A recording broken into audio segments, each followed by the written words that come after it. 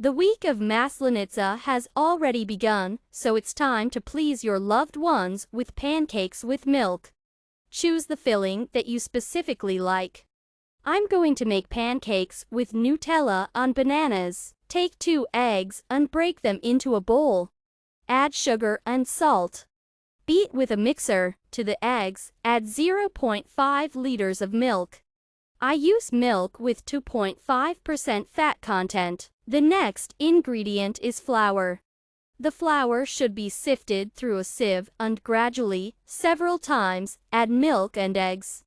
Cover with a towel and leave for 20 to 30 hours. Pour a little vegetable oil. Fry our pancakes. Lubricate with butter.